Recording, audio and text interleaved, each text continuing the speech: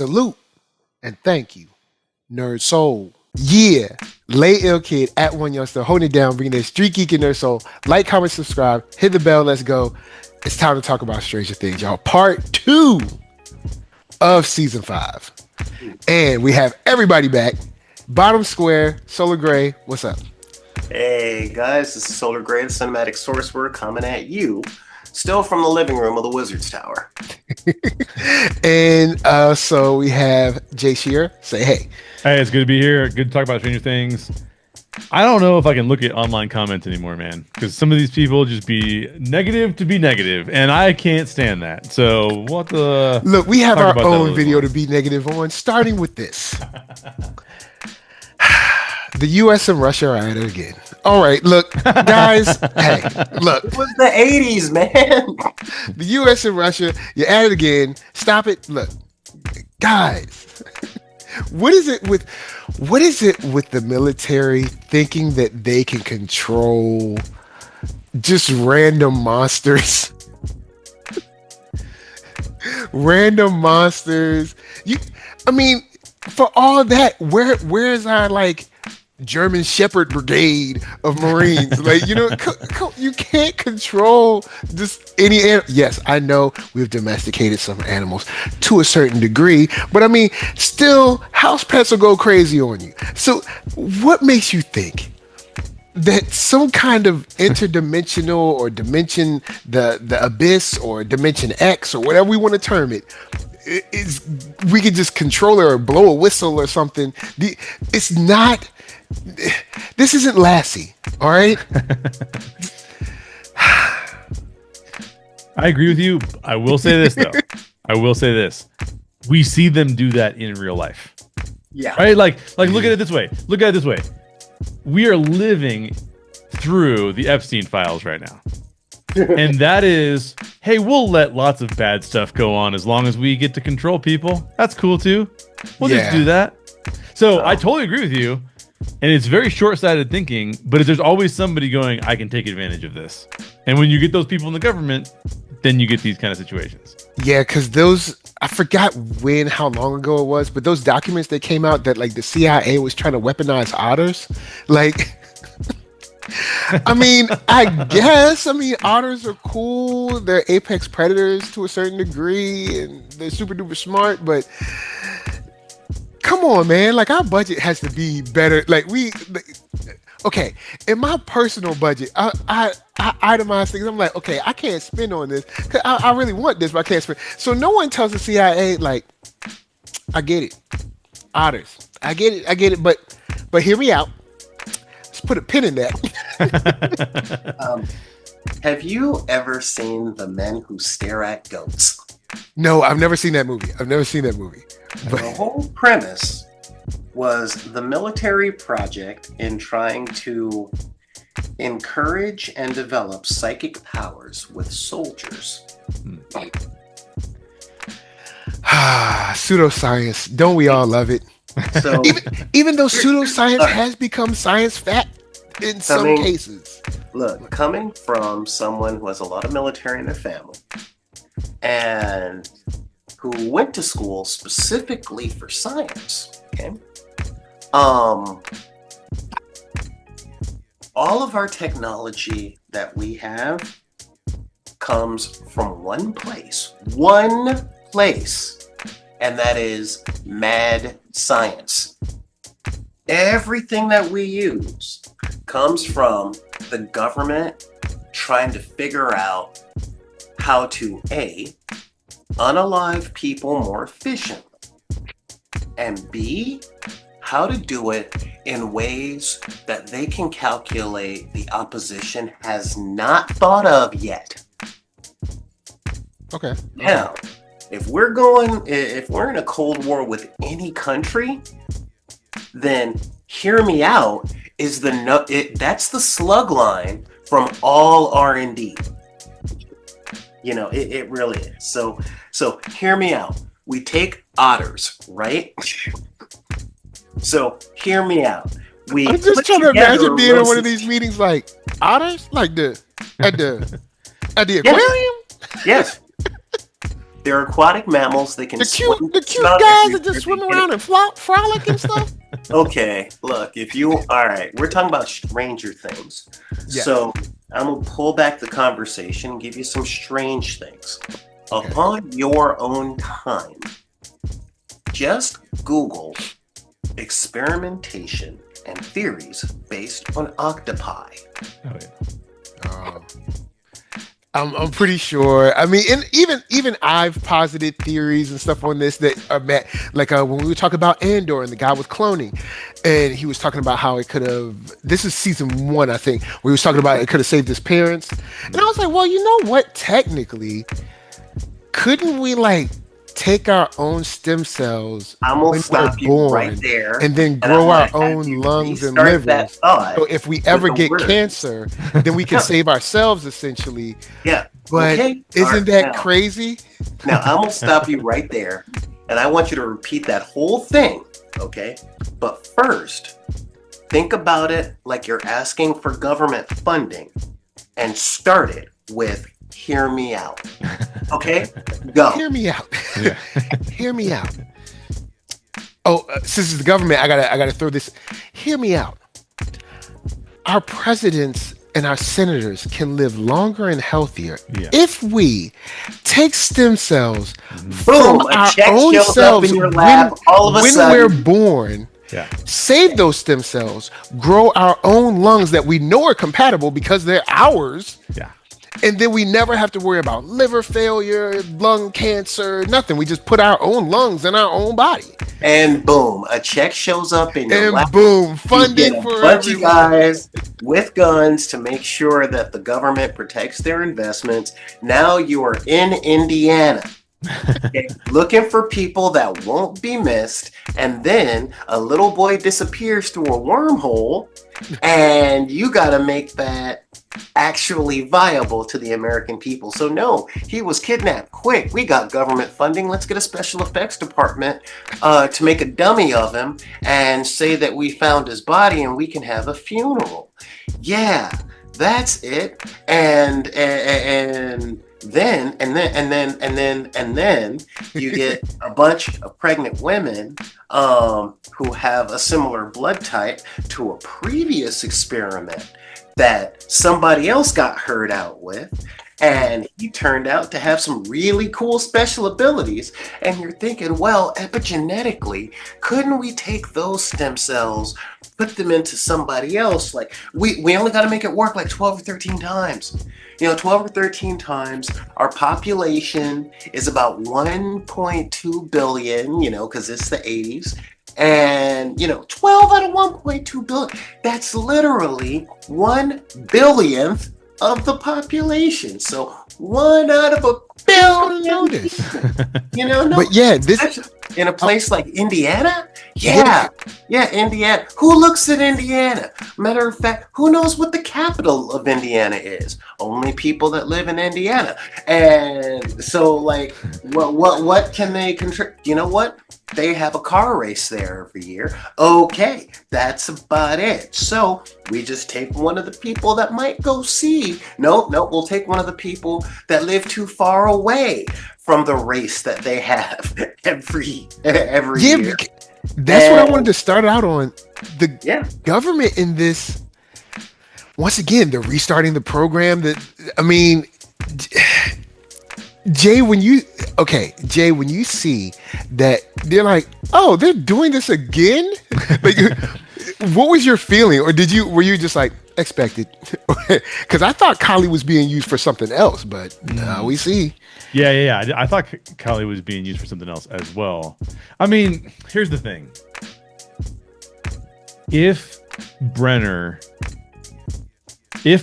research was documented well, and he had evidence of it working. Like, for example, I listened to podcasts where I've heard people who were part of intelligence agencies doing remote viewing and talking about how they do remote viewing, right? Wow. And those people will tell you, yeah, supposedly it was quote unquote defunded, but we believe that that money is now just under a black project being used in a different capacity. Well, here's the thing.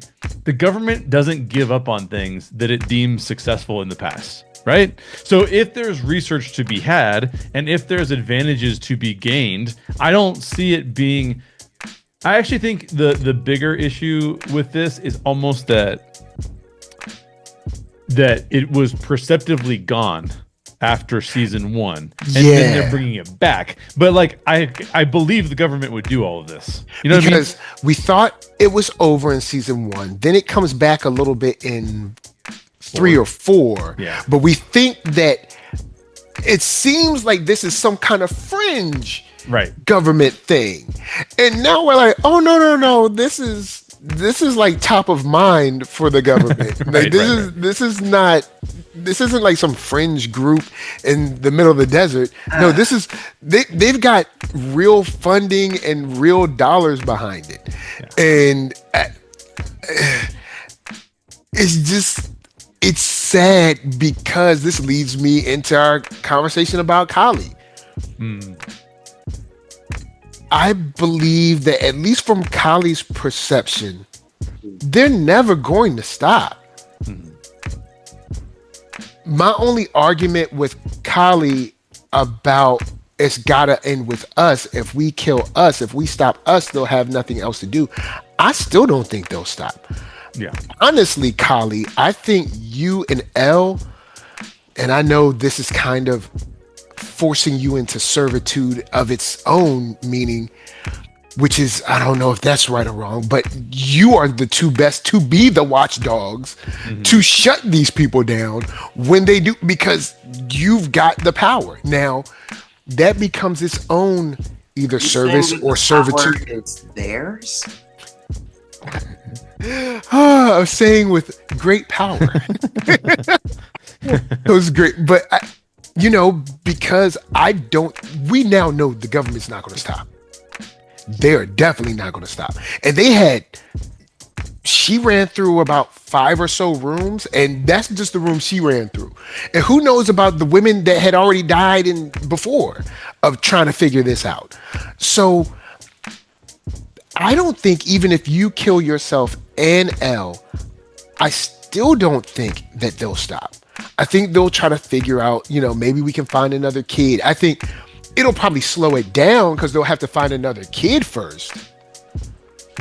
But I don't know if it'll stop. And honestly, your power would not be in removing yourselves from the chalkboard, but staying on the chalkboard or game piece or on the court or on the field to make sure that whenever they try this again, tear the lab apart. Try it again, tear the lab apart. Destroy all research, burn it, whatever. Anything Brenner has or had, burn it, get rid of it. Because there's no one else that can. I mean, technically can, yes, but I mean, you two are probably the best suited to do it. But Solar, what do you think about Kali's plan? And what do you think about Kali in general? So, I want to talk about Shakespeare for a hot minute. Okay. Everybody has to study 2 Shakespeare plays over the course of their public school life. Okay? Okay. One of my favorites and my second least favorite. And I'm going to talk about my second least favorite. Okay? And that is Romeo and Juliet. Yes. Okay? We are forced to read it. Has to study Romeo and Juliet. Okay? We're forced to read it almost every year. Huh? We're forced to read it almost every year. Yeah, pretty much. And I think the real lesson of Romeo and Juliet, and I thought this even when I was a child, was one major thing, and that is directly what I think is related to your question, which is teenagers. No, seriously. I 100% understand Kali's point of view. I understand where she's coming from from her point of view. Okay? She's 16 at max. She has experienced a lifetime of trauma coupled by a recent trauma. Yeah. Okay? Now, for those of you guys out there who have kids or are still kids, the number one thing that we know about teenagers is when it comes to emotional stuff, they have the perception and memory of dogs. There's only 2 time periods, now and forever. Okay? This decision has ruined my life. You know, just because it hasn't happened means that it will never happen. Because they didn't stop, that means they won't ever stop. A failure today means a failure over the entirety of an existence. That is what adolescenthood is. And I challenge you guys. Just think back. Think back to how many times your parents ruined your life. How many times you hated your mom or your dad. And you look back on it 10, in my case, 30 years later, going, oh, it really wasn't that serious. But to me it was, because it was all I knew. And it was your perception of time was only, 16 years old. 12 years, 15 years, 16 years, So their perception of time wasn't long enough to be like, oh, this will kind of blow over. And now I'm looking back and I'm like, holy crap, Stranger Things has been on for 10 years? Didn't that just start? And when they show footage from season 1, I'm like, man. Oh, man. Hey, look at the babies. Oh, look at little Will with little bowl cut. And oh my God, that family has no coupons to supercuts. This is, wow. Oh, man. So when it comes to Kali, okay, her character, and I'm gonna just be real with you. We're talking on the internet, and the internet, most people on the internet, okay, outside of the people who have liked and subscribed to this video, cannot stand anything involving teenage girls. They cannot stand. So, and this is coming from somebody that's been on the internet for as long as it has existed. It's always been actually, all of us are old enough to be like, we were there. We were there. America Online. We were there. The America Online. We were there. As soon as you say AIM AOL, chat, all I think, we were there. Yeah, all I think about are all of the coasters that they used to give away at every store. I'm like, wow, look at this stack of coasters for America Online. For those of you guys that don't know, a coaster is a thing that you put your drink on. Yeah. Deck your table. And they had these horrible people. CDs. They had these things called CDs that were free samples of America Online. It was called shareware. Wow. And we all ended up having 3 or 4 inches of these America Online CDs.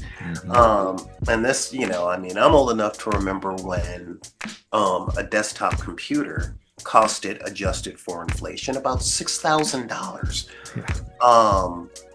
So, but as long as the internet has been a place for anybody to say whatever they want, it's always been, oh, look, it's a teenage girl, I hate it, regardless of what it's doing, except in one thing, and that ain't for this channel. So as far as Kali goes, I never stood by the hate that she got in the one episode that she was in. Okay, and in this one, in this season, I'm like, you know what? I get it. I totally get it, because being hunted is all she's ever known, and she just got rescued. She hasn't been emotionally healed by having a group of friends that gives her a new name, gives her a family, shows her waffles, gets her an adopted dad. And she never used her powers in a way, like, even when she got away, she escaped, gets away, she falls into, criminal behavior, by necessity or whatever, depending on how you want to think about it. But she falls into criminal behavior. She's not really living in a safe space, even in that case. Mhm. She gets revenge, which is understandable. But even for myself, I'm like, if we do this, this is going to shine a light on you. Because when people start to connect these dots of who these people work with and work for, they're going to know one of us killed these people.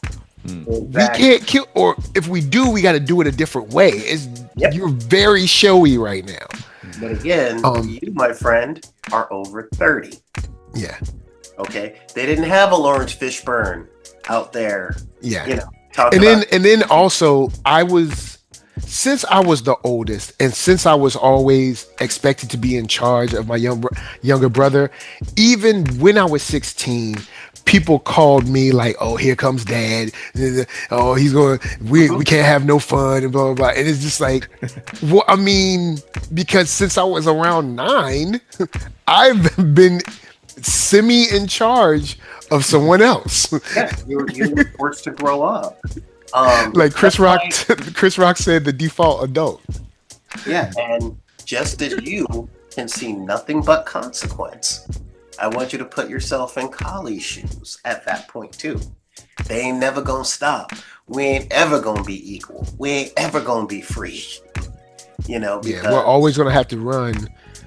And they have a vested interest in what they made us to do. Yeah, well, they ain't gonna give up that. Kali also, not only all of those emotional beats for her character, for sure, but also, on top of that, you have to give Elle doubt that she's going to do the right thing. Like this is the culmination of her character arc.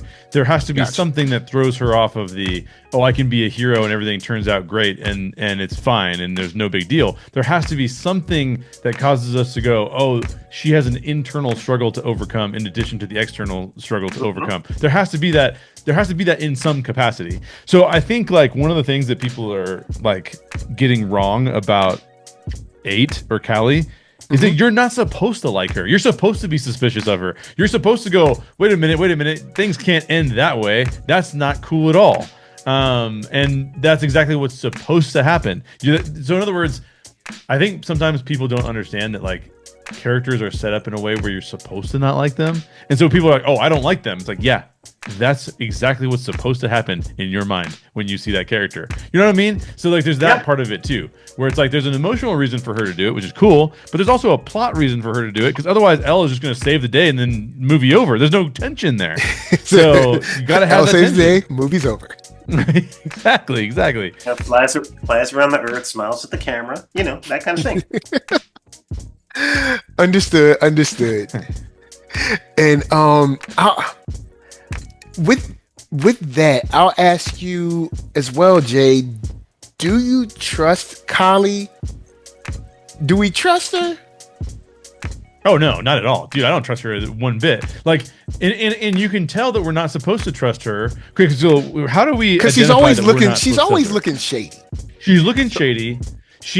We don't know. There's something that's very mysterious about the fact that Vecna has not interceded in what the military is doing. Not really. Did he destroy the base? Yes, but he destroyed the base for a completely different reason. Yeah, because they had a base in the Upside Down, and he essentially never attacked it, never did anything to it. Right.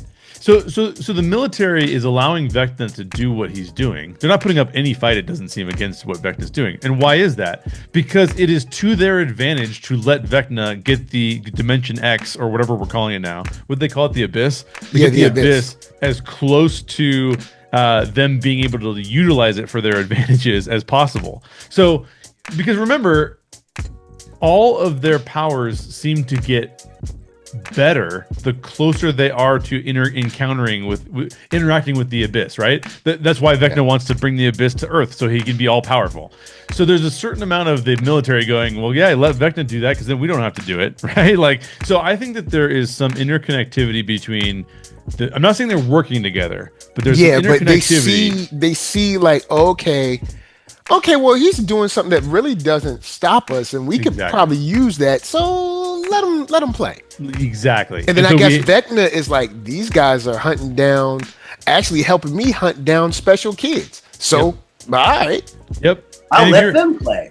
Yeah, exactly. And if you're 8, you're sitting there going like, well, I'd like the military to end anyways, and I'm on a mission to unalive myself, so I might as well let Vecna win. So you can't trust her. The whole message of the entire thing of Stranger Things has always been get together with family and friends, even when it's hard, and form bonds together. And you have a character actively telling Elle, you'll never form any bonds. That's impossible for you to form any bonds. Well, guess what? That means that is not a good person. That is a bad person. So you should be suspicious I don't of know. them. I don't know if I'm, because there's a slight difference. Should I not trust her because she is bad, or should I not trust her because she's good in general, but she's given up all hope? And when she's given up all hope, that makes her dangerous. So it's slightly different, but you still can't be around. Like, because it's like you've given up all hope. You don't trust in this plan. You're not going to give it your all. You got to go. You know what I'm saying? Yeah. Because or you are actively working against us, Right. and then you really got to go. So And that's what we don't don't where know to yet, put but her I at. lean towards the latter. I think she's actually actively working against them. Okay. See, now, I'm there's not feeling like evidence she's for that, giving but up that's what all I believe. hope. Yeah. Me, because I mean, she keeps like, they killed all my friends. She was like, I didn't even know how long I've been there. I was so drugged up. So I think she's just, at least the way she comes off to me is, we can't win. We'll never get away from them. They'll never stop. Why even try? We might as well just kill ourselves. And I'm like, that in itself is its own danger.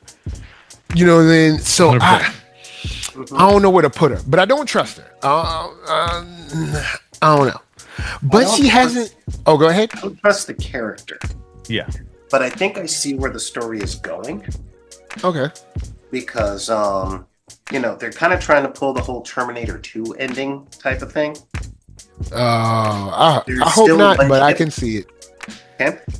However, leading up to the "there's still one chip" ending, they can subvert our expectations by having Kali sacrifice herself for Elle's well-being and to save the rest of the party, because she is really starting to see, and I didn't look up the actress's name, my bad, I'll look it up. You go ahead.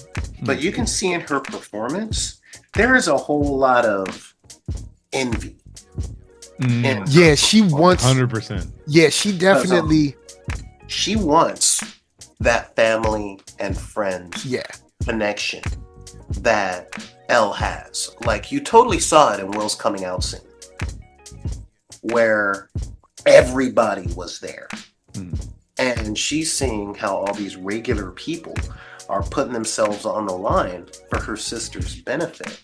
Not because of what her sister can do, but because they genuinely give a damn. Yeah. And she's All right, her name, really seen that. Kylie's character's name, Mhm. internet, don't do it to me. All right, look, hey, don't do it to me. Linnea Berthelsen. Oh, okay. Berthelsen? Internet A. Okay, I gave it a shot. Don't. Hey. So yeah, when it comes down to that, she's seeing the found family that Elle has, and there is a little bit of envy because when we looked at her found family, you could tell she loved her friends, but she knew that if she couldn't do what she did, They wouldn't be there. they wouldn't be rolling.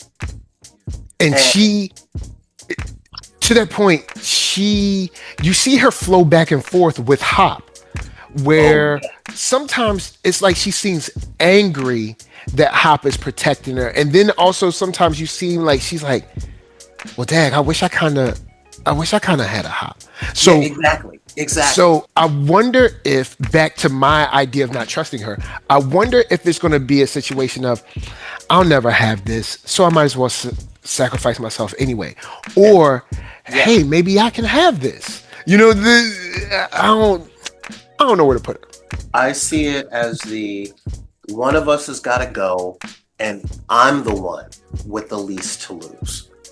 I'll lose my sister, but my sister has family. Yeah, she's got boyfriend, she got like 12 people there.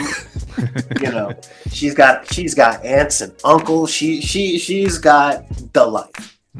You know, so I can see Kali's character arc being, I'm angry, things have been messed up, blah blah blah. Okay, I see what my sister's got, and as mad as I am that I don't have it, if one of us has got to go, it's got to be me because she's got something to lose. All right, so with this, I'll jump off with the Will, and I guess we could talk about Will in general, but the Will coming out moment. Man, that hit. To me, it kind of hit, but the looks I got from the faces of his friends is like, hey, dog, like, we knew. Like, it's like, you good. Like, can we get to killing Vecna? Like, we always got your back. Like, why? Like, you ain't, like, we here. So it seemed almost like he needed to say it, but they were already like, bruh. Yeah. We always been cool. We don't care. Like, we have been to hell, or at least what we thought was hell, and back for you. We alright. And I think he needed to see that, but I can see the looks in their faces like, yeah, man, like, so what? Like, all right, cool. Like, we got your back. That was kind of the whole point. When it comes to stuff like that, and it's actually funny because our part of American culture, we play down a lot of serious things under the premise of, man, you should have already knew I was here. Shoulda, didn't. You know, knew, didn't feel. You know, him speaking out was about him coming to terms with what he was afraid of. And the biggest fear, and I don't care how old you are, the biggest fear in people's minds is that they're going to be alone if they're honest. And they might know that that's not the truth, but the fear comes from the possibility of being incorrect. You know, I mean, he had to say it to the people that he cared about most. That was the biggest thing, because he had to come to terms with it in himself. Mm-hmm. But his fear was that they would look at him differently. And when you look at everything that Will's gone through over the past 5 seasons, that's a really big substantiated fear. As soon as they rescued him in season 1, what did he want to do? He wanted to play D&D and get back to the way things were. But stuff has changed. They got into girls. They got into video games. They started doing different stuff from what he was used to them doing. So how much did they change? You know, I mean, they stopped liking D&D. They even gave away the books and went on to other stuff. You know what I mean? So I'm not against that, but what did not change is their relation to him. Like, the relation to, like, the things that they did change, formed, grew, whatever, but their relation to him never changed. And no, not whenever Will needed them, whenever they were never like, Will, we're too cool for you. Like, they were like, we don't want to play D&D, but they never treated Will, at least from what I saw, as an outcast or Dustin. Now, of course, Dustin, they tease each other, you know, they rag on one another. That's what friends do. But I never got the feeling that the guys sort of were like, well, Will's back, but we're better than him now, or we're past him. He's just a little kid or something like that. I think I'm going to offer you a chance to change out the filter. Okay? All right. They didn't give him cruelty. Okay? There was cruelty. However, there was neglect. it was, okay, well, we went to hell and back, we got you. But if you're going to hang with us, you do what we do. And we will always be there in emergencies. But when it comes to the everyday thing, yeah, you got to keep up with us. If you want to play D&D, we'll be at the arcade. Is that different than any other group of friends? Normal doesn't mean healthy. And normal doesn't also mean necessary. Normal just means usually done. All right. So, okay. Then if it doesn't mean normal, does it also mean antagonistic or predatory or anything like that either? No. But see, this is why I'm offering you to change the filter. The way that you're looking at it is, are they being actively malicious? No, what I'm saying is, look at their actions. Don't pick and choose their actions. Look at the full scope of their actions. Yeah, and these people have always been there for me. Every time I see them, it's a smiling face, it's a hug, it's a handshake, a five. You can't. Another thing we can't do as humans is pick and choose the negative parts and say like, oh, well, I'm scared because of these negative parts, and then not also carry in all of the positive parts too. Oh no, I'm with you 100%. I'm just asking as far as the perspective shift is,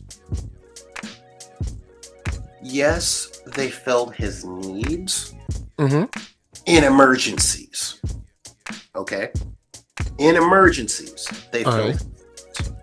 But when it wasn't an emergency, he had to keep up with them. I still remember back at season 2, like, all he wanted to do was play D&D. It's like, come on, let's get one game of D&D in. And they were chasing girls, being at the mall, doing the video games things. They had moved on without him. And they started chasing girls. Again, they were there. It was like, I'm cool with you, I like you, and all that stuff. But there's something that we have here in California that we call California respect, which is, oh, no. Dude, I love you and I respect you. I just don't want anything to do with you on the day-to-day. I don't like what you like. I don't value your opinions on stuff because they're different from mine. But I love you. So they had turned from his rock to his foul weather friends in his perspective. Okay. And so that was a really big change that he wasn't informed of. He wasn't debriefed. He wasn't given a map. He just had to figure it out or find a new group of friends. And then the world split in half. Of course he's there. Of course they're there. When the world splits in half. When there's monsters about. Okay? But the question is, are we actually tight? Or do we only get tight when it's be tight or the world will end? Like, at what point is this for obligation? For me, just to jump in, because I think you're both right. I think, though, that it's not about whether or not the moment hit because the moment wasn't accurate to the character or to the other character's friends. To me, it was more so a lot of the moments in these 3 episodes were belabored moments. They were not, hey, look, this is going to be 1 minute of screen time. It was extended into 3 minutes of screen time, 4 minutes of screen time. I did want to bring that up. So you go ahead, go. Because it happens in multiple cases, right? It's not just this moment. And I think the problem with it is that it meets a character need while sort of ignoring everything else that's going on around the characters. And I think that's where you can, from a storytelling standpoint, you have to be very careful in what you're belaboring and how you're belaboring during it, right? And I think that moment did hit for me. I thought it was a good moment, but in reflection, there was a couple things I wanted in that moment specifically. One, I wanted at least one, if not two people to go, we've known this. like Mike literally says to him in season 2, when he goes, it's not my fault you don't like girls. Like, Mike has known this. Like, he says that to Will in season 2. I don't know if he meant it like, dude, I know you're gay. I think maybe not. But it's not revelatory to Mike, right? Like, it doesn't seem revelatory to anybody. Yeah. So if just one of them were to say like, bro, we know this already. Yeah, that would have been easier. And I think the length of time he spends describing it is sort of like, also there are demogorgons outside. Like, maybe, buddy, let's get this over with. Like, well, see, the funny thing is, you have that about that scene. That scene, I can understand more about, like, okay, this has been a long time. The only person that knows knows is your brother and Robin. Right. So, okay, I feel maybe you think, and then also you kind of shortchange your friends and not believing that they'll be able to handle. But anyway, that's a whole nother thing. So you take them the long way around. So cool. But the one that really got me was Jonathan and Nancy. I was like, bruh. The gooey confession. Yeah.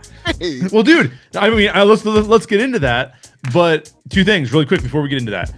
Holly and Max, the doors are open. The door has already closed on her, and they're just like, hey, let's have a 5-minute conversation about what, you know what I mean? Like, there was that one. The last thing I want to say before we get into Jonathan and Nancy, which we totally should, is about Will. I actually loved the moment when he goes into Vecna's mind when Vecna is choking Max. That was legit. Yes. I love that moment. Even more awesome about that, who spurns that? Mom spurns that moment. She was like, hey, you didn't fail. And to me, that moment was bigger than the I guess the quasi coming out of the closet sort of moment, because like 2 or 3 people already knew, but the rest, everybody didn't know. So, but the mom saying, look, I've sheltered you. I shouldn't have sheltered you. You have the power. I need you to use it because you've got it. Go, run, fast, free. We got your back. That was the big moment for me. And amazing. Then when he came in and said, oh, guess what, Vecna? How you like that limp?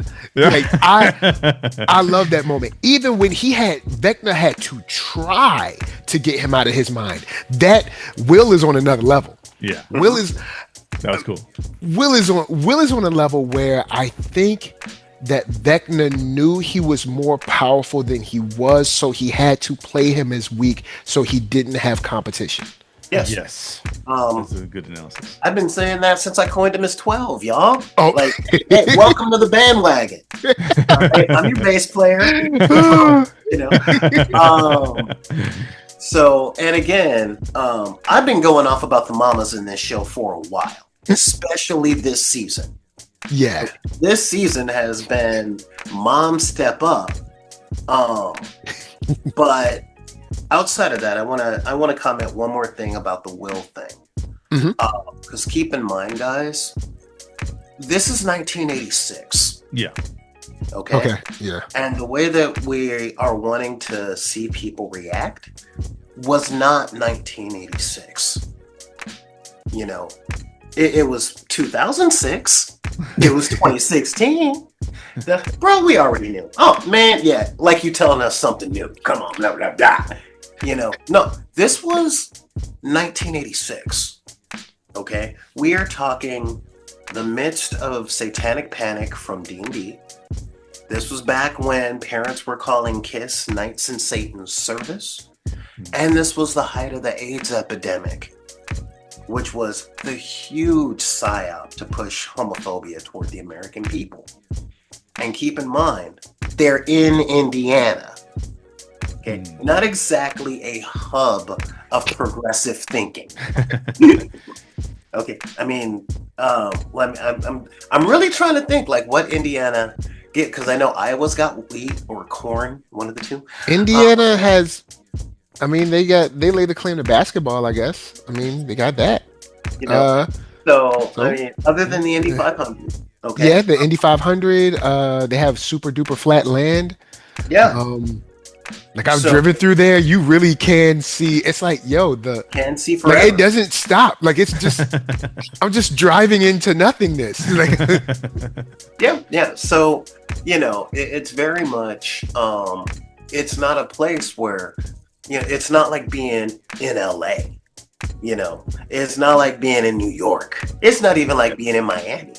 So, coming out as a teenage boy in a place where one of your best friends just got the crap kicked out of him for liking D&D, that's a big move.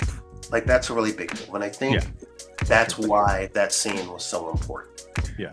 Because I think to that point, Solar, I do think it would have been even more powerful if you're gonna go that length. I think for the whole group, it's a shorter scene. length, right? But if you're talking to your buddies, your 4 D&D buddies, your brother, your mom, maybe Robin's there. That not we're not Hopper's not in the room. Like yeah, was Hopper there? I can't remember. He was, and Okay. 8 was there. Everybody 8, like, remove some of the tangential characters who, quote unquote, it's not that they don't care, but they're not a core part of Will's circle. I think that might have been a better option too. I'll definitely go with you on that, because what was most important in that scene wasn't just him coming out, but it was him confessing about his crush on Mike, okay, and coming to terms with it's not going to happen.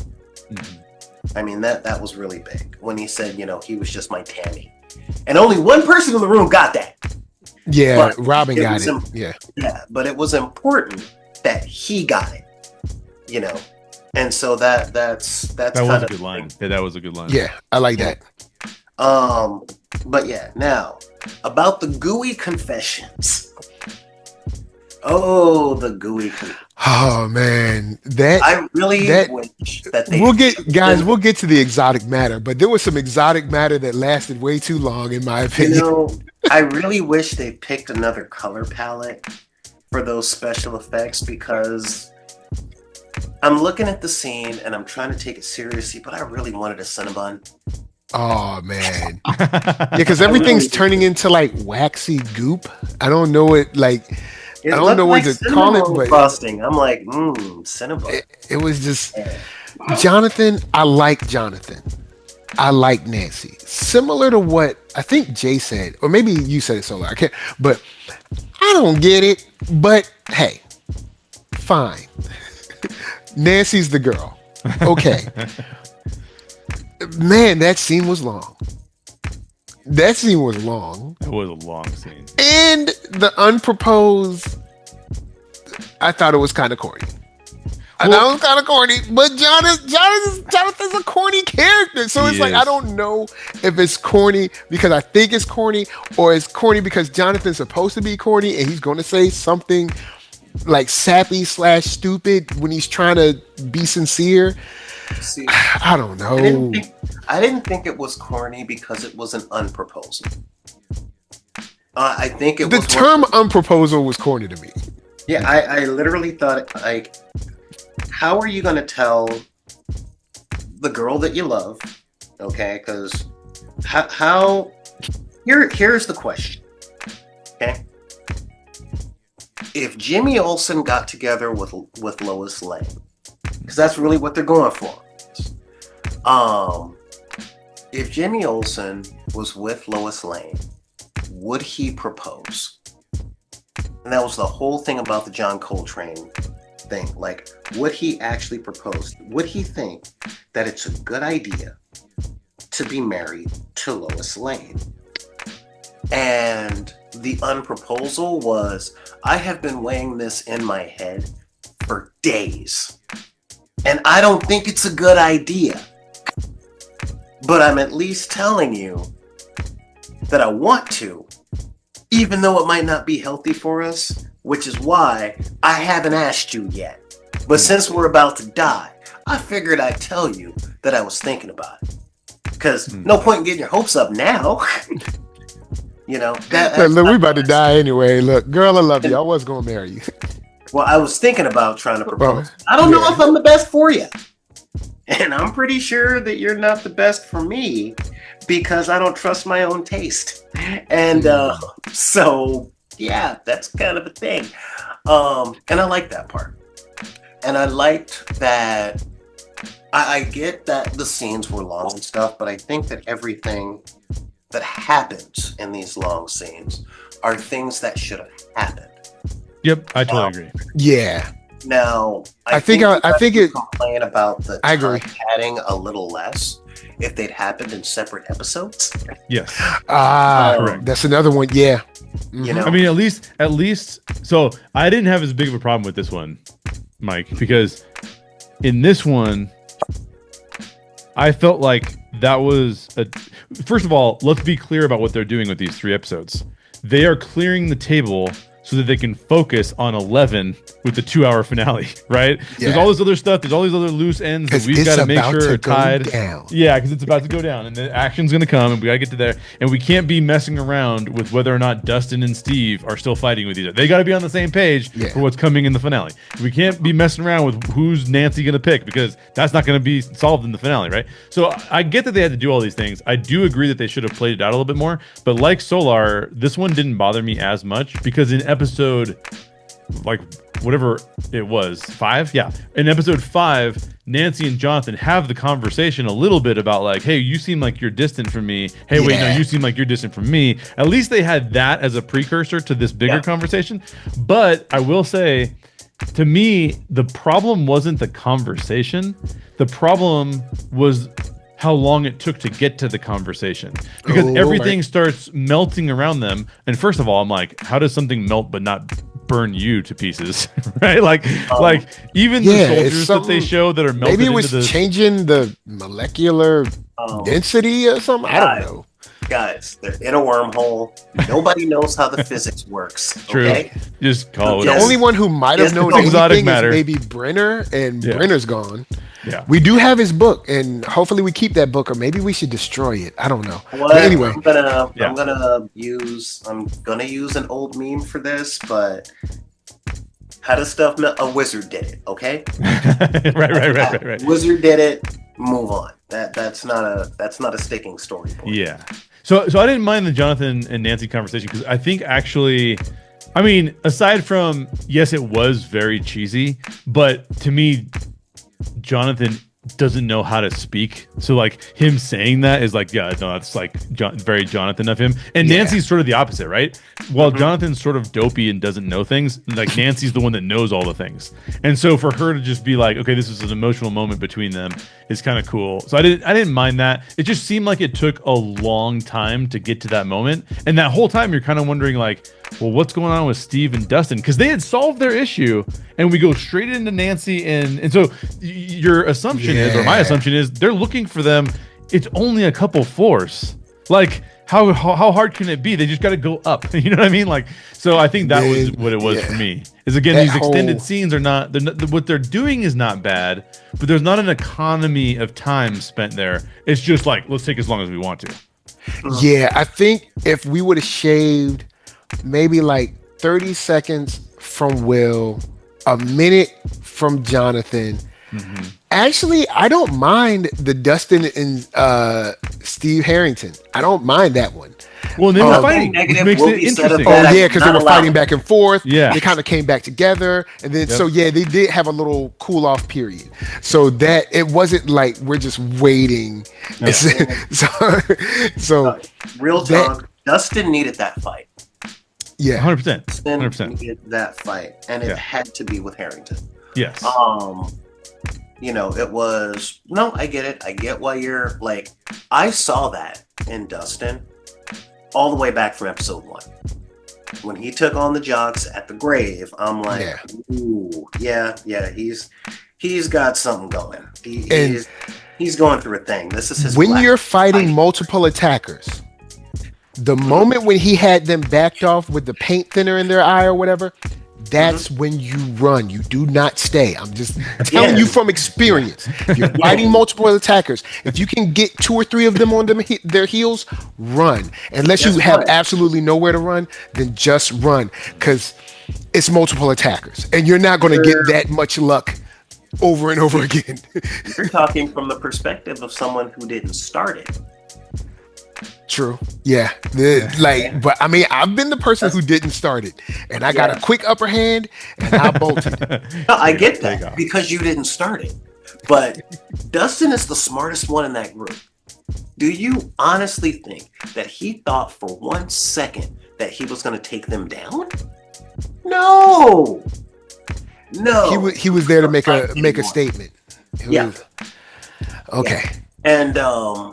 And his explosion at Harrington, I got it. Like in my thought process when it was finally revealed with the ladder and the melting stairs, I'm like, okay, this is good. This is really good. that was dope. He made another friend. That friend got caught up in all this nonsense. That friend died. And then his best friend is here, and it's like, one dude I looked up to got killed in all this stuff. And the dude I look up to most is still here, but for how long?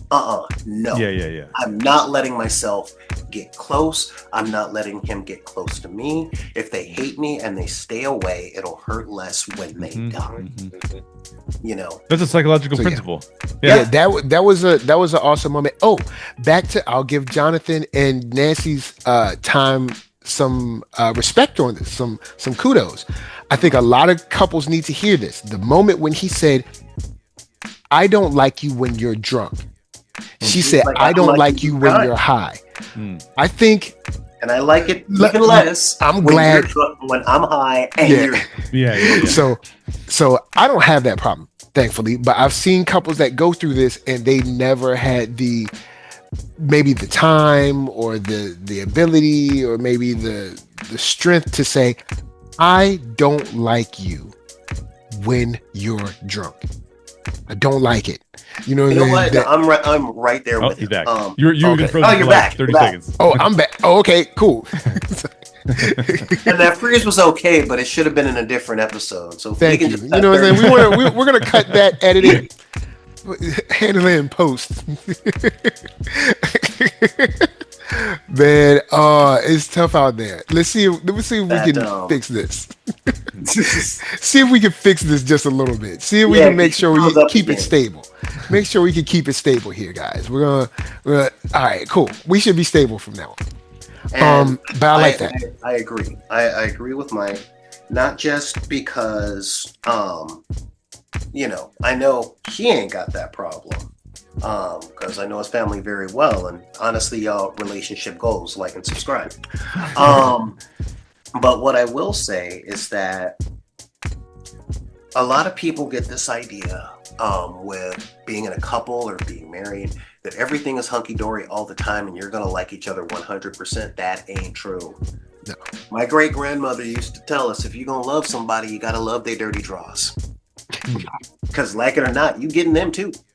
Yeah. You know, you're getting the quirks, you're getting the annoying habits, you're getting there was a snarky thing back in the 90s, because that's all we had, was snark, you know, was that moment in the relationship where everything that made you fall for them now annoys the crap out of you. You know, and I give that a pass because it started with that small stuff. It started with, you know, you're always 6 minutes late, and it drives me crazy. And it's like, 6 minutes? Okay, Nancy, come on, relax. And he's like, you do this, and it drives me crazy. Well, you do this, and it drives me crazy. And you do this, and I don't like it when you're high. I don't like it when you're drunk. And I like it even less when you're high and I'm drunk. And oh my God, we've had to talk about this stuff for a little while, because you can't ignore the bad parts of a relationship. The things that make your spouse who they are, because you're getting that too. You know, and it's not necessarily about, you know, we talk a lot about changing people and stuff like that, but I talk a lot about acceptance. And I do want to make it clear, I talk acceptance, not condoning. You know, because you can't work on anything in your relationship unless you accept that it exists. I like to equate it to car maintenance, which is kind of funny. But I do a lot of vehicle maintenance. And you have to accept that your tire is flat in order for you to change your tire.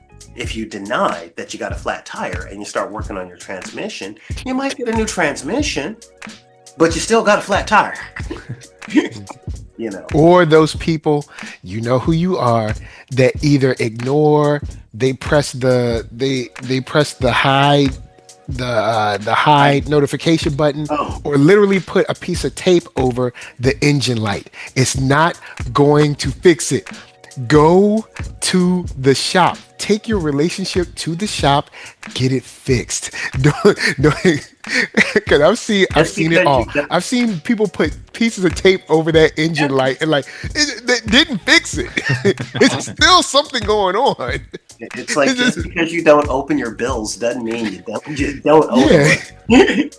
I was wondering if they were gonna do something like, you know, even with all of these things, I still choose you, I still love you kind of thing. And maybe we'll still get that. We don't know how the last episode will end, but at least we got through it. We got it.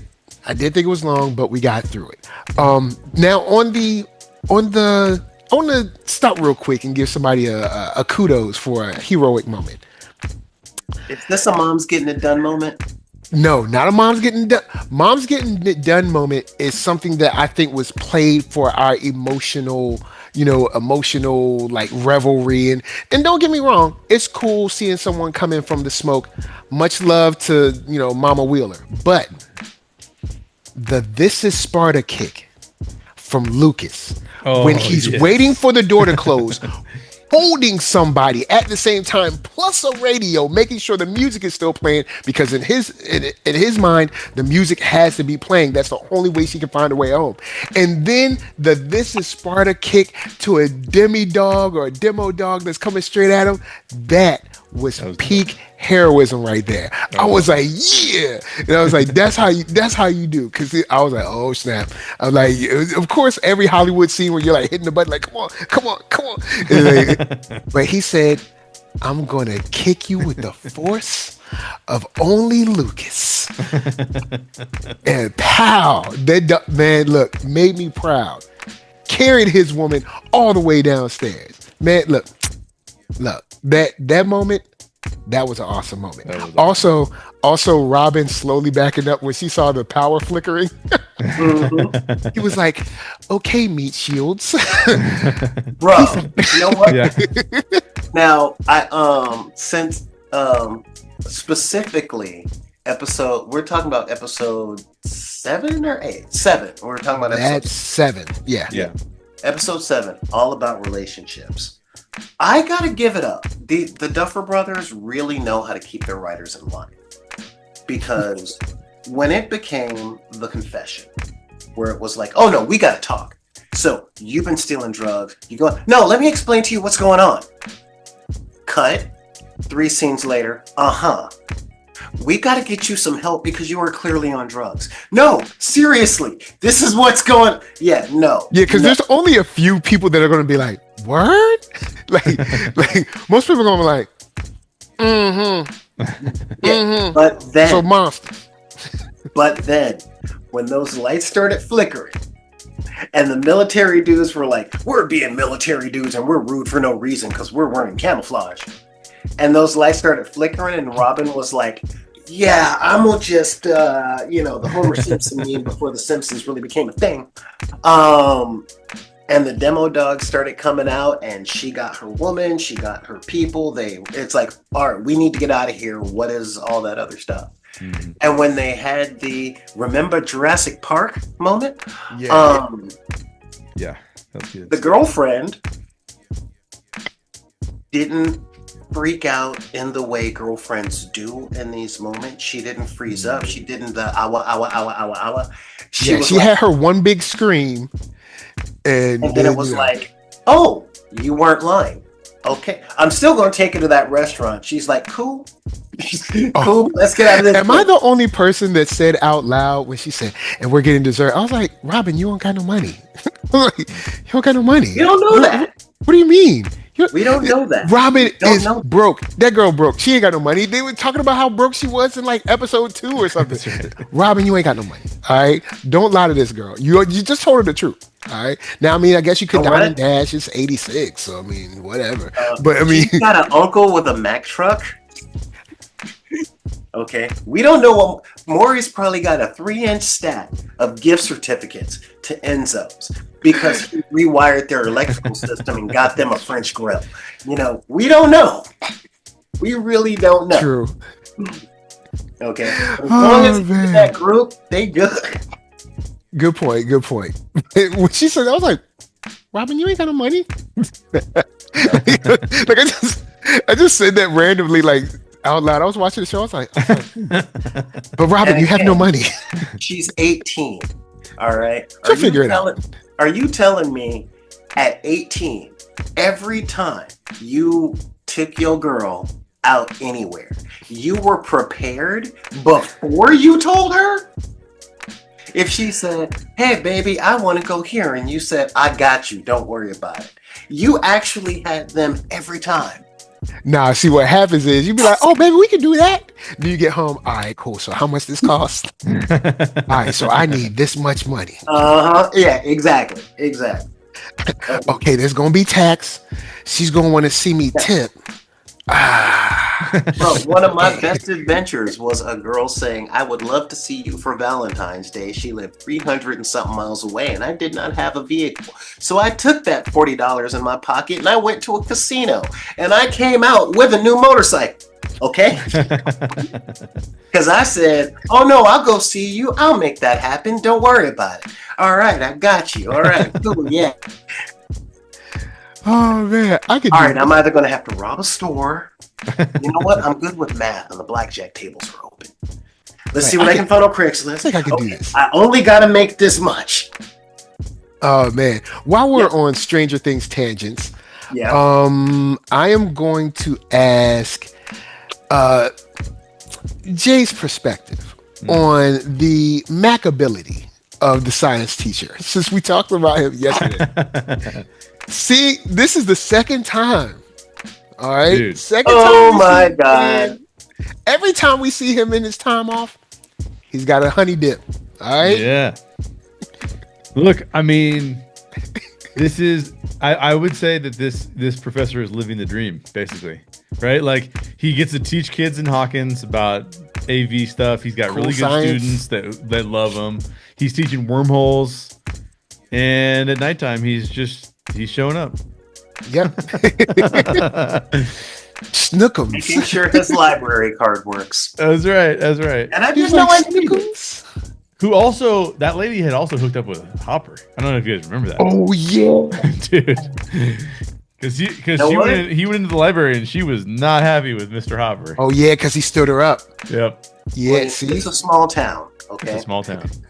I mean, remember, Mama Wheeler was about to hook up with the lifeguard. Oh yeah. It's just With Max's brother before he got turned into the blob. Yeah. So Honestly, yeah, because she was that putting on the character makeup could've and spent everything. A little while longer dying, but that's just my thought. Uh, What? I ain't mad. She was putting on makeup and everything. She was like this close to risking it all, but you know what I'm saying? She stayed faithful. You know what I'm saying? It's not about look. Everybody get tempted, but she stayed focused. You know what I'm saying? So that's you know what I'm saying. I salute you. Now, but the science teacher also had his like, oh, whoa, because you know he's like, okay, science, I can do that. But when L moved the steel plate, he was like, that's right. That's right. Well, keep in mind, this is the first time he's been on the ground. He's just been his whole role in this has been the kids going to him, hey, you know, theoretically, blah, blah, blah, blah, blah, blah. And this is the first time, and again, it took their secret weapon popping up, going, hey, I need you to do this because everything that my brothers and his friends has been talking to you about theoretically, that ain't theory. Nah, it's real, and we need to save your star student. And Erica is still. I honestly think she could end the show. All they got to do is unleash Erica on Vecna, and Stranger Things will be normal Tuesday. I mean, yeah, it'll be like, take her into the mindscape and just let her do her thing. Yeah, no. But that's a too quick climax. That is 1990s It miniseries ending on that one because yeah. Erica shows up and Henry will be like, "Wait, you live with her? Oh no, I'm going back to my dimension." All right, I'm trying to think. All right, because I know we've been on long. I guess. Okay, let's talk about Max and Holly. Let's talk about Max and Holly because guys in the comments, look, it's 3 episodes and they're 3 long episodes. We can't cover everything, but Max and Holly was a big thing. Just Holly's continued sort of bravery, her reflecting on how she's frozen. I mean, it's kind of like, bruh, it's Vecna. It's a huge thing, especially when he's been kind of like this imaginary friend helper for so long. So just her and Max tracking themselves. She's 7 or 8 or something like that. Even dealing with Derek, delightful Derek, and then also having to be the D Derek. So, Max and Holly and their walk through the mind was really cool. Just seeing her kind of finally leveling up to their, I don't know, kind of baseline of knowledge of what's going on and being able to handle even stuff that was kind of crazy. Especially with the cult, the cult, the scenes of his past. She's really stepped up. Even when she broke out on her own, Holly broke out on her own, like ran to the upside down part of the wormhole or whatever. Like, she's taken a lot of steps of bravery, and she's come a long way. She's come a mighty long way. Plus the relationship between Max and Holly showed us one of the most intriguing scenes in those 3 episodes, which was them finding Henry Creel's memory in the rocked. Yeah, because that took a long time to get to. It was a little bit of a slog with them going through the desert and being mad at each other about, I already searched the desert. But once they got down underneath the ground and they saw Henry Creel and he goes to open up the briefcase after completely destroying that guy's face, by the way. Yeah. That was like, okay, we think we know what happens just because if you've read about the play and stuff like that, you kind of have an idea of what's going on there. But at the same time, we don't fully know what it is, and it was a good teaser for us to figure out what's going to happen to Vecna and Henry in the final. Okay, so for the people that have not seen the play, and I did not know there was a play until like today. So, what? There's a Stranger Things play, I guess, that has spoilers in it. So what is the thing? Because of course, when they cut the scene, I was like, of course you cut the scene. Of course you stop Holly from seeing the linchpin of the, like, of course you do. Because then Holly could have came back with the gold nugget of information. Or, you could still have Holly see it. Her going to tell her brother, like, I've got it, I saw what it is. And then, of course, she goes down to the brother, but then he, like, pulls her back up with the telekinesis. So at least Holly can still know. Yeah. Or at least we can still, come on, man. But what's in the box? Yeah, I mean, in the... here's the... Okay, let me just say this, as it's related to this. I like the Holly Max stuff a lot. I think the Holly Max stuff works for the most part. I think there's a couple of scenes that go on for too long, which is them wandering around in the desert goes along for a little bit too long, and then her trying to convince Holly that she's gonna be able to make it back home Oh, while the doors yeah. are open. A door that's already been closed Yeah. on her. I mean, I was literally saying, I was like, y'all gotta go. Y'all gotta Yeah, go. Like, you I'm have watching to the get TV, out. like, Yeah. you gotta go. You, oh, I was yelling at the TV, bro. I am not one of those like people who yell at TVs. I'm not one of those people, but I'm sitting there going like, oh my gosh, you need to go. Because So I talk to the TV all the time. I'm like, look, you gotta go. yeah, you have to. But I did think that I mean, Holly turned out to be a really cool character. In fact, the one area that I think you could criticize the Duffer Brothers on, and again, this is my favorite show. I love this show. This is like a very minor criticism, but they seem to fall in love with their new characters so much that sometimes I feel like the older characters that we've grown to love kind of get pushed so far to the back that it was like, I kind of want to see more Hopper. You know what I mean? Like, Hopper's not doing that much right now. I'd like to see more of what he's up to. Tell that to Bob. Oh, Yeah. Well, I mean, here's the thing. They did the same thing with Billy. They did the same thing with Bob. But when those characters were introduced, don't think we didn't love those characters because they spent so much time developing them. So, I mean, Billy, we kind of love to hate Billy, but same difference. There was something else I was going to say. Oh, you're leaving Eddie off that list too. Oh yeah, Eddie. Exactly. So the one thing about this show that I think is going to irritate me, because I still like this. I'm not being super negative about this. There's some things I'd change, but I really like this show. The one thing I would change though is they showed us a smoking gun, and I don't think they're ever going to go back to that smoking gun. And that was, we had a playbill, and that playbill had Henry Creel on it. It had Joyce on it. It had Ted Wheeler on it. It had Karen on it. It had Steve Harrington's dad on it. And we're never going to see anything else, I don't think, from that playbill or from that history. And that is crazy annoying to me. So that's the only part of the show where I'm like, bro, you can't show me a smoking gun and then be like, by the way, we're never going to show that. You got to go watch the play if you want to see what happens in that. Because then I'm sitting here going, well, wait a minute. If Karen and Ted and Steve Harrington's dad and Hopper, yeah, if they all know Henry Creel, they're not going like, is this the same way? You guys keep calling him Henry. Is this the same Henry that I was in a play with in high school? Like, come on, that's like crazy. You can't just gloss over that. So I hope they address that. But man, 2 hours. 2 hours is a rough time left to cover all that stuff. So I don't know. Yeah. I'm definitely with you on that. I guess you can say the downsides. The downsides to these episodes is it is very much playing the thing that we see on every movie set. There's an old saying of the first half of shooting is doing the job, the second half is auditioning for the next. Yeah, exactly.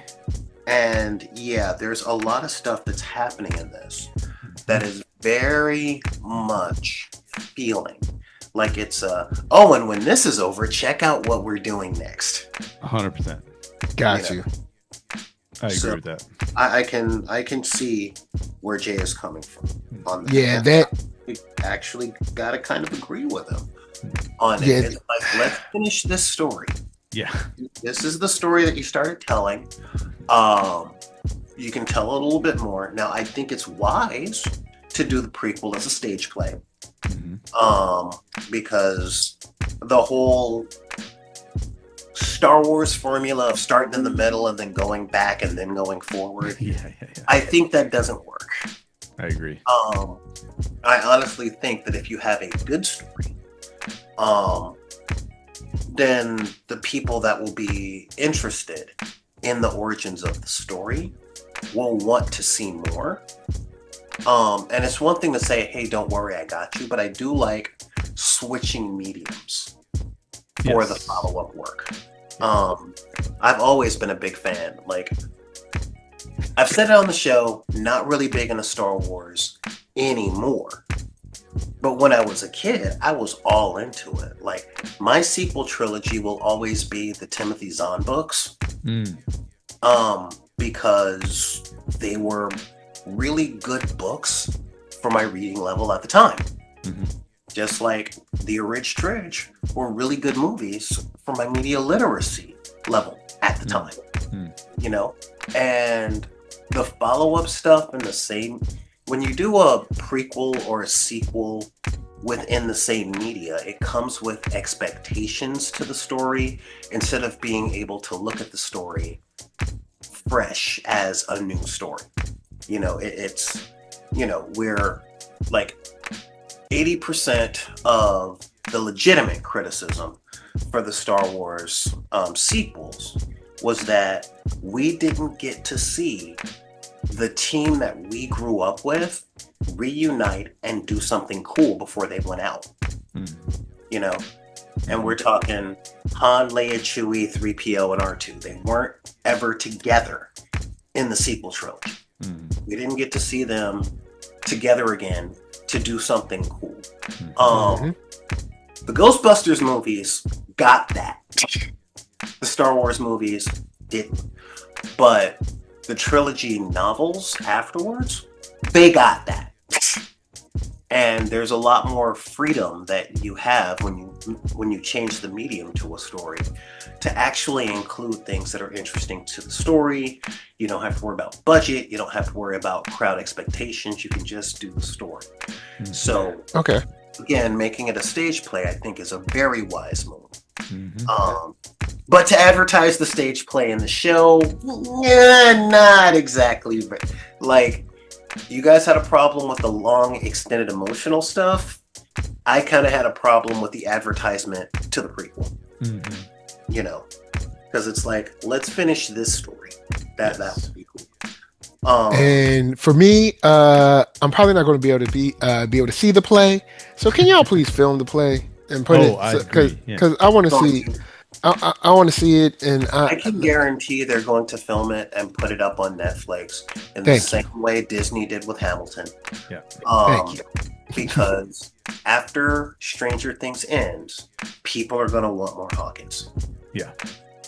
And don't forget, the Duffer Brothers have a deal with Paramount, which means they're not going to. So if Netflix has capitalized on IP, they should capitalize. They should put that out. Well, they still got the IP, because I'm pretty sure Paramount bought the rights to Stranger Things if they want to do additional series and stuff. I could be wrong about that. I'll look it up. But because that's true. At least that I thought Paramount had signed them to make something basically brand new for them, like whatever Duffer Brothers want to do next. You know, a show about, you might be right about birds or whatever. They'll do it specifically for them. And that Stranger Things will still stay with Netflix, at least I guess, because the short up to do regular stuff. That's so this is what it is. Here's what it is, according to an AI summary of the news, which you can barely trust. Still, it's like the internet in 1999. Is the Duffer Brothers still own the IP? So Paramount doesn't own it.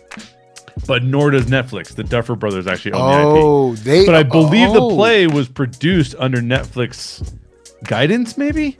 Because they have a documentary on Netflix about the play. So the play might still be able to be filmed and displayed on Netflix. So to Solar's point, they should 100% do that. And to your point, I will be watching it too, Mike. So there you go. I need to watch that. But I know we've gone long. So Dynamite Comics come in.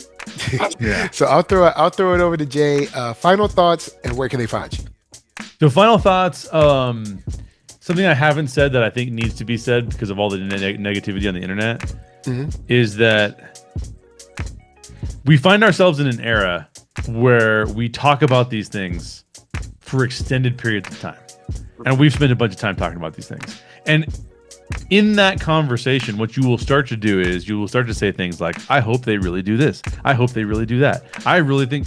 And what happens when we do that, not that it's not fun, but don't let your own fan fiction take over your enjoyment of what these creators are trying to accomplish. It may not be the same as the thing that you know about. It may not be as cool as the thing that your buddy came up with, but don't let that destroy. It doesn't mean it's a bad show because it didn't do what you wanted, right? Like you have to accept what it is. So I think that's one message I have. I think I'm not gonna say that this is the best season of Stranger Things. Like season 1 is still my favorite season of Stranger Things, with 4 being my second favorite. This might be down below 3. It might be down below season 2 by the time it ends. But I still think they're on a good path, and I still think that they're The only thing that I'm unsatisfied with right now is them showing us the 1950s Hawkins and suggesting that Back to the Future was going to play a big role, which makes me think you're going to take people from the 80s and put them in the 50s. And if you don't do that, I will be a little disappointed to a certain extent. So I kind of hope that goes down, but I don't think it's going to, because I don't think we have enough time. But I still enjoyed Volume 2. I still enjoyed Volume 1. I enjoyed Volume 1 probably a little bit better than 2, but I love some of the moments in 2. All the moments that we've talked about, I thought were phenomenal moments.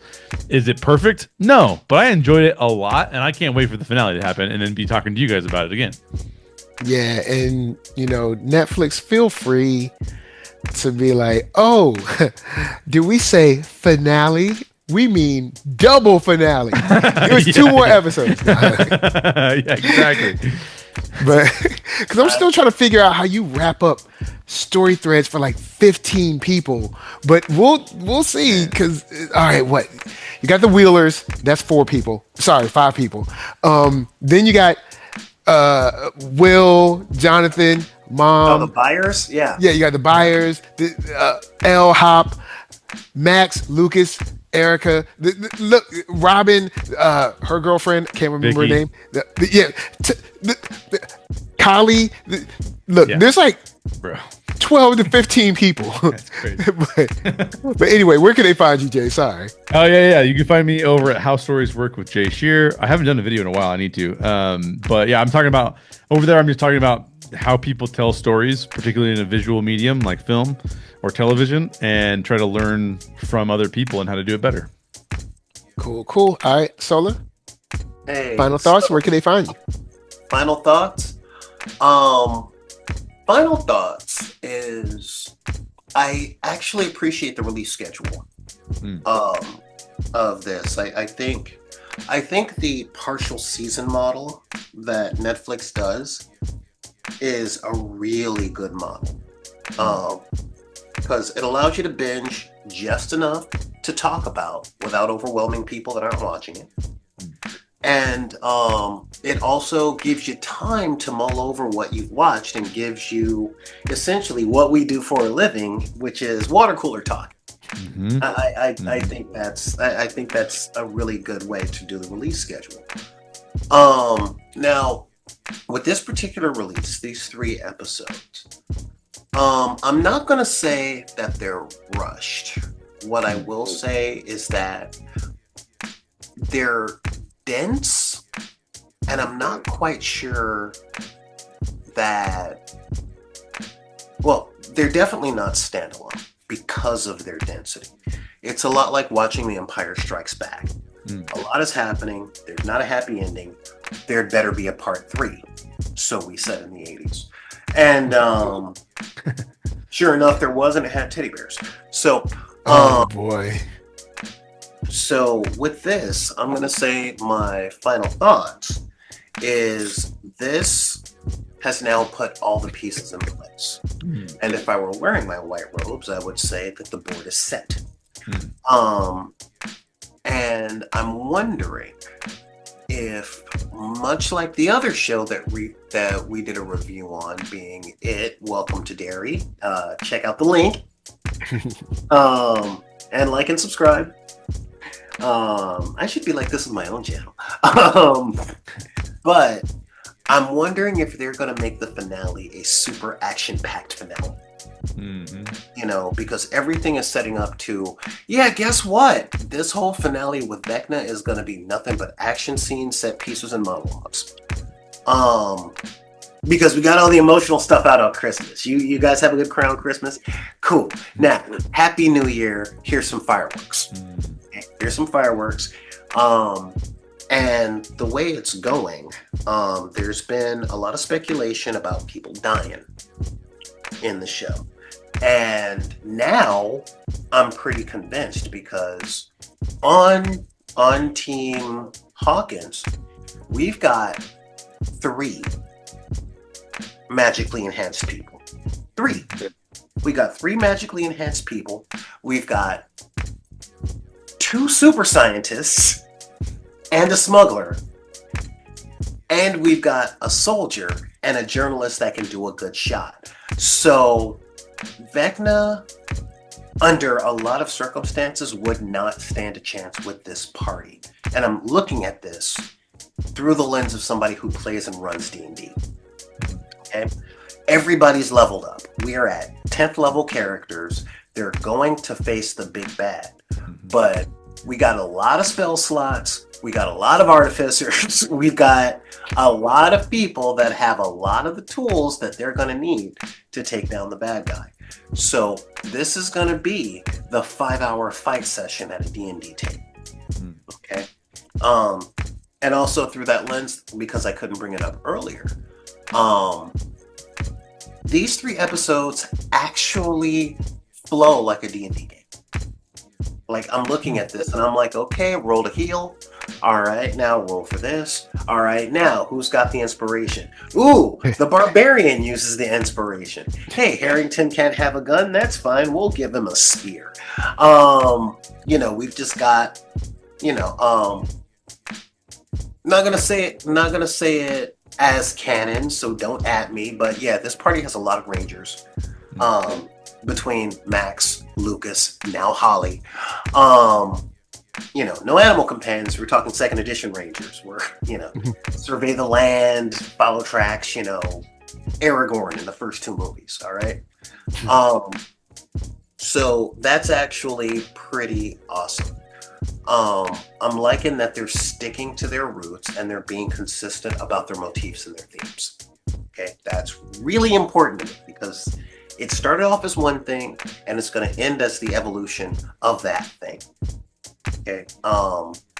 It really bugs me when a lot of stories start as one thing and end completely differently. Looking at you, Force Awakens. Tell me I'm wrong.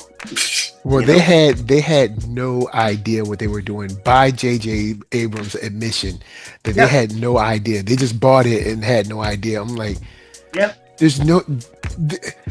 George Lucas had an idea. There's tons of fans that had ideas. Pick one. But anyway, don't get me started. We've covered it. We've exercised that demon. Yeah. So along with that, this is still quality television, quality entertainment, and very decent storytelling, especially for an ensemble adventure show. I didn't mind all the emotional beats, although it did feel like it kind of felt like it felt like one of the writers was friends with one of Spielberg's kids. And they showed the script to Steven, and Steven said, you have to put a few more emotional beats in there. We got a lot of that Spielberg schmaltz in the coming out scene, in the gooey scene, in the scene with the melting ladder. We got a bunch of let's shoot these emotional beats against the wall to round out our characters and really to get the audience to cry a little, because Pixar shows us that if you cry for what's going on the screen, you're going to keep watching. I'm not watching Up for another month. But yeah, so honestly, all in all, this is good stuff. Like it is a full house of a show. It was really smart to release these 3 episodes. We got all the character development and all that stuff out. So I honestly think that the rest of the show is going to be action. Cool. And an epilogue, since this show is based in the 80s and it has a lot of nostalgia, I would not be shocked at all if we had the ending theme song and freeze frames on characters with the little bubbles that say, and Robin and Amanda broke up later, but Robin became a radio talk show host and is married with 3 adopted kids. Her wife is wonderful. And Will grew up to be a writer and blah, blah, blah, because one of them's going to be Stephen King. And we all know it's probably going to be Mike, and Mike ended up becoming a science fiction writer, and he's had 7 or 8 books published while Simple Minds play in the back. And Lucas then went on to teach at MIT, and Harrington still has great hair. I mean that's really. I wouldn't be shocked if it has the Breakfast Club. You know what I mean? Because that's the feeling of the show. But I trust them to come up with an ending that fits. Whether or not I like the ending, I trust them to come up with an ending that is consistent with what they've already been doing. So, and if you guys wanna hang out, my channel is going live again as of next month, and we'll be back at twitch.tv/BID_P, along with the Solar Grey YouTube channel, along with possibly going live on Instagram, but I gotta figure out and relearn the software and all that stuff. So we're coming back as soon as I'm done with the construction on the Wizard's Tower. And it won't look any different, but trust me, it'll be better in places that you can't see. So yeah, Cool. back to you. All right. Final thoughts from here. I do believe the line they put in from Lucas saying, like that was the easy part. I think there are way more Demogorgons than we've seen. I think he has way more Demodogs than we've seen.